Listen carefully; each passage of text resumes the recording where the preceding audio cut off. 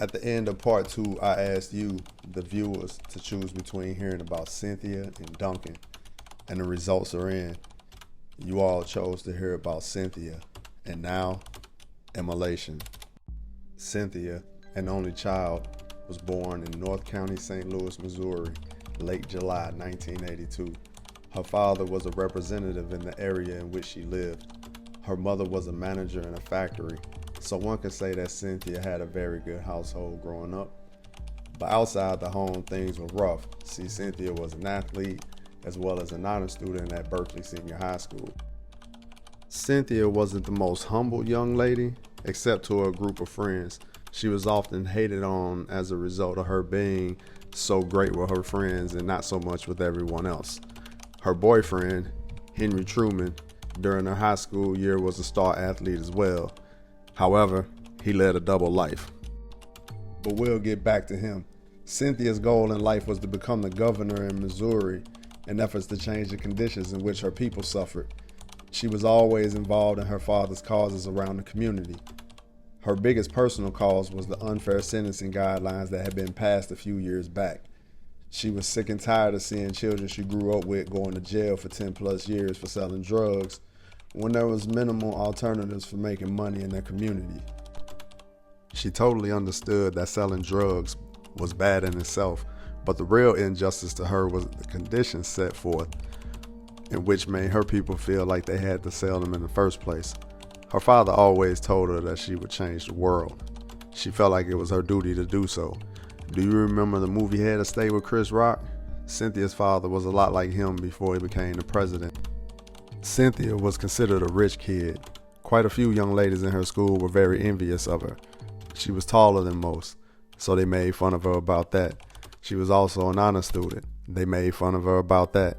But anyway, as a senior, Cynthia was nominated for prom queen, and her boyfriend, also a senior, was nominated for prom king. The day of prom for her went like any other day. Hair, makeup, criticism from her mother, and money being spent by her father. She was in the moment and ready for the festivities. On the other side of the coin, her boyfriend was having a rough time. He was robbed the night before by an imposing gang. He was terrified and scrambling to find the money to pay back, as he was fronted or lent more than he had the money to pay back. He went to see the guy he owed the money to, asking him if he could have a little more time to find those who robbed him. Of course, he was given to the end of the night to get the money and to pay it back. All the while, he had told Cynthia that he was no longer selling and was focused on sports in school. He could not tell her what was going on. The best day of Cynthia's life was more important to him, and he couldn't ruin it by admitting he was lying to her. After the disappointing news, he went home to get ready. He had rented a 1998 Navigator. At the time, SUVs were fairly new in general, and that particular vehicle was looked at as luxury. Ready to go, he drives to the floors to pick up a corsage for Cynthia. In the parking lot, he noticed that a black Thunderbird was following him. He puts his .40 caliber pistol in condition 1. Condition 1 in layman's terms means he put a round in the chamber. He gets back into his vehicle and proceeds to pick up a watch from his uncle over in the Wells Goodfellow neighborhood. When he got out at his uncle's house, he noticed the black vehicle again. He retrieves the jewelry from his uncle. Unc told him that he had that look in his eyes and asked him if he needed more heat and handed him a sawed-off shotgun. Told him to be safe and page him if he needed backup. Now it's time to pick up Cynthia. On his way there, the biggest concern was to get Cynthia to and from the prom safely. Cynthia and her parents were outside taking pictures when the boyfriend pulled up. He greeted her mother with a bouquet of flowers, her father a strong handshake, and Cynthia with her corsage, a church hug, and told her that she looked stunning. Her father pulls them to the side and issues him a promise. You can insert whichever one you want and you will probably be right. Now it's time to go to prom. Keep in mind, Cynthia is oblivious as to what's going on. All she knew that it was prom, and she was the most beautiful she had ever been.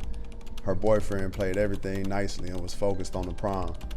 When they get to prom, it was like a scene from a movie. Red carpet, announcements, flashing lights from the cameras, and students surrounding them like fans. Cynthia had the Toni Braxton haircut, pearls, black gown with a cream corsage. I didn't mention that Cynthia was about 5 feet 10 inches tall. Anyway, the prom was amazing. They didn't win the court, but it didn't matter to Cynthia. This was still the best night of her life. She and her boyfriend went back to the vehicle to head to an after party not far from the school. Her boyfriend, who forgot to make a head call or bathroom break prior to leaving the prom, had Cynthia pull over in the alley. Before he did that, he handed Cynthia his pistol. He had taken her to shoot quite a few times before. She was a pretty good shot. Shortly after her boyfriend got out of the car, a car pulled up behind him. A man dressed in all black hops out the Thunderbird and creeps up to the driver's seat of the Navigator. Cynthia, with no hesitation whatsoever, pulls the pistol and boom! Real time slows down to Cynthia. Henry is talking to her through what needs to happen next. Hey, you made it to the end of part 3.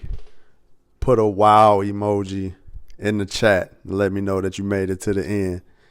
So, are y'all getting it yet? Is it understood now that, hey, y'all get to tell me what y'all want to hear about next?